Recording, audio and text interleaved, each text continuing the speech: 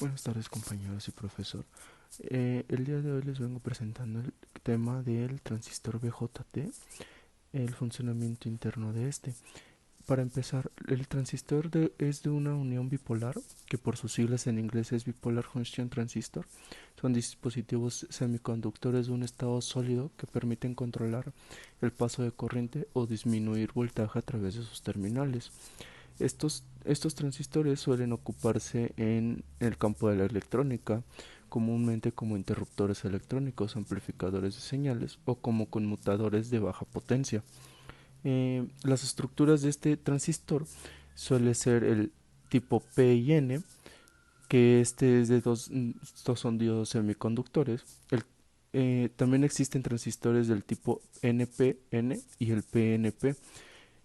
Este es por las letras hacen referencia a las capas de material semiconductor que están construidos. El, el tipo NPN está formado por dos capas de material tipo N y separadas por una capa tipo P. El PNP está formado por dos capas de material tipo P y separadas por una capa tipo N.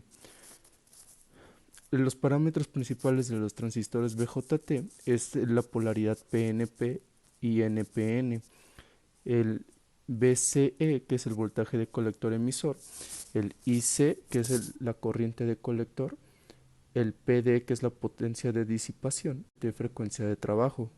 Esta es medida en kilohertz. ¿Qué tal, compañeros? A mí me toca hablar de los tipos. ¿Qué tal, compañeros? A mí me toca hablar de los tipos de transistores BJT.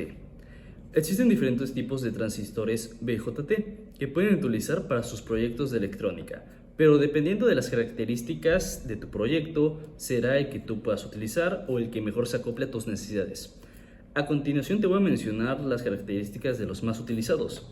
Principalmente tenemos al transistor BJT2N2222, NPN de 30 voltios. Este transistor es un dispositivo electrónico de tipo NPN con encapsulado TiO92 de plástico, con 3 terminales, 3 patitas o 3 pines, como tú le quieras decir. Este es un transistor de baja potencia, capaz de disipar hasta 625 mW. Puede controlar dispositivos que consumen hasta 600 mA o que requieren tensiones de hasta 40 VDC, siempre y cuando no se sobrepase su potencia de disipación máxima. Posteriormente pasamos al BJT2N3904, igualmente NPN 40 voltios. Este transistor es igual manera un dispositivo de 3 patitas, 3 pines, etc. Es un transistor de media potencia destinado para propósitos generales en amplificación y conmutación, capaz de disipar hasta 625 mW.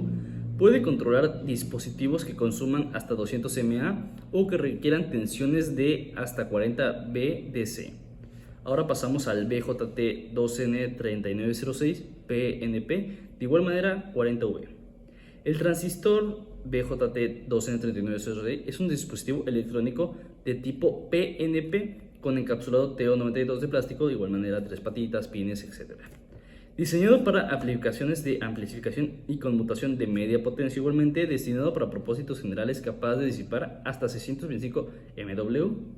Puede controlar dispositivos que consumen hasta 200 mA o que requieran tensiones de hasta 40 VDC, con una ganancia de hasta 300 mHz. Eso es muy interesante, de hecho. Luego pasamos al BJT-BC547B NPN 45V. Este transistor igualmente era un dispositivo de 3 pines, tiene un terminal NPC, esto es diferente como podemos ver, diseñado para aplicaciones lineales y conmutaciones de media potencia, destinado a propósitos generales, capaz de disipar hasta 500 mW, puede controlar dispositivos que consumen hasta 100 mA o que requieren tensiones de hasta 45 VDC, con una ganancia de hasta 300 mHz. Comúnmente es utilizado en aplicaciones de protección ESD, protección de inversión de polaridad, protección inductiva de carga, protección inductiva de carga y para lograr la dirección. Esto es todo de mi parte, muchas gracias. Transistor de unión de efecto de campo, o en sus siglas en inglés, GFET, que significa Houston Field Effect Transistor. Los podemos clasificar en dos grandes grupos, GFET de canal N y GFET de canal P. La imagen que mostraré nos representa la construcción básica del GFET de canal N. Podemos observar cómo la mayor Parte de la estructura es de material tipo N ligeramente dopado que forma un canal de contactos ómicos en ambos extremos. Este canal se encuentra entre dos regiones de compuertas tipo N más. Acá se puede observar. Con sendos contactos ómicos que construyen las terminales de puerta. En algunos casos los dos terminales de puerta están accesibles, aunque lo más habitual es que ambas terminales estén en cortocircuito, teniendo un único terminal de puerta. En ausencia de potencial aplicado, las dos uniones PN que aparecen están sin polarizar. El resultado es una región de vaciamiento o zona de depleción. La D significa de drenador. Es el terminal por el que salen los portadores del dispositivo. La S es de fuente. Es el terminal por el que entran los portadores. Básicamente vacío. La G es la puerta. Es el terminal mediante el que se controla la corriente de portadores a través del canal.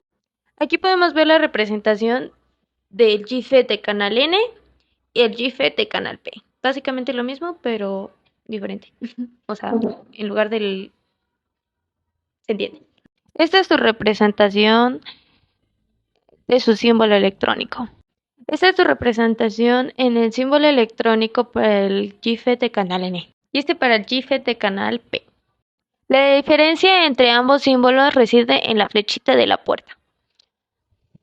Mientras que en el GFET de canal N, la flechita representa que entra al dispositivo, en el GFET de canal P claramente nos representa que sale del dispositivo. El sentido de la flecha indica el sentido de la circulación de la corriente si la unión PN corriente estuviera polarizada en directa. Polarización. Para polarizar. Los transistores de canal N se polarizan aplicando una tensión positiva del drenador a la fuente, que es el PDS, y una tensión negativa en el BGS, que es la puerta y la fuente.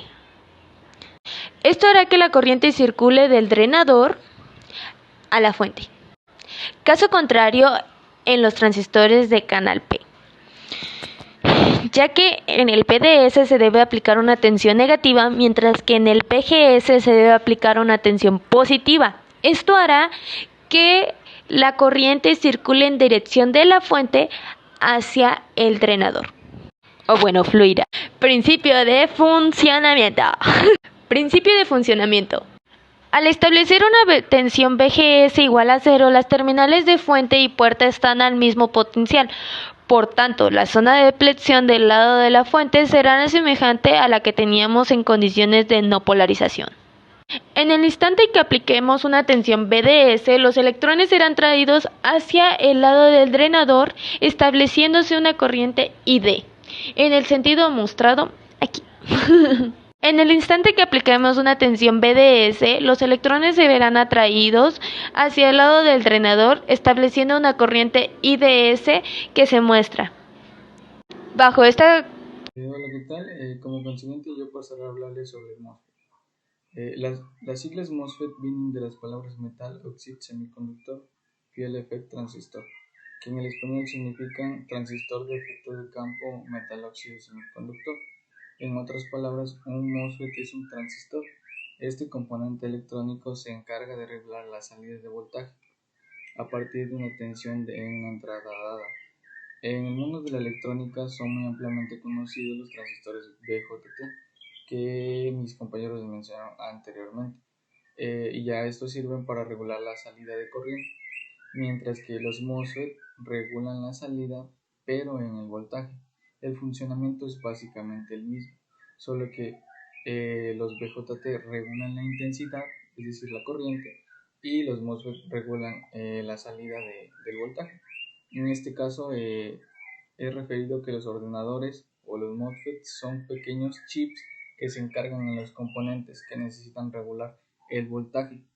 Se puede ver muy incluidos en los CPUs, en las tarjetas gráficas, en las fuentes de alimentación, Lo más frecuente para hablar de los MOSFET son las placas base, que además de donde se pueden ver mejor, estos elementos se encuentran alrededor de los sockets, y esto es habitual que están ocultos bajo un disipador, ya que necesitan la evacuación de calor que ellos mismos generan. Pasaremos a hablarles sobre la estructura del MOSFET. Es decir, la estructura del MOSFET está compuesta de dos terminales y tres capas, las cuales son el sustrato de silicio puro o poco dopado del lado P, o puede ser del lado N, sobre el cual se ocupa una capa de óxido de silicio que posee características dieléctricas o funcionan como aislantes, lo que presenta una alta impedancia de entrada. Por último, sobre esta capa se coloca una capa de metal, es decir, de aluminio, que posee características conductoras en la parte inferior, la cual se coloca como un contacto óptico en el contacto de la cápsula. Y a continuación les mostraré el circuito o una referencia sobre cómo está construido. Es decir, la estructura del MOS actúa como un condensador de las placas paralelas, en el que G y B son las placas y el óxido el aislante, del cual de este modo, cuando el voltaje GB es igual a 0, la carga acumulada es 0 y la distribución de los portadores es aleatoria y se corresponde al estado de equilibrio en el semiconductor. La intensidad de la puerta IG es 0, ya que puesto a todo esto se comporta como un condensador GB, por lo tanto podemos decir que la impedancia desde la puerta del sustrato es prácticamente infinita, siempre está estática, eso quiere decir.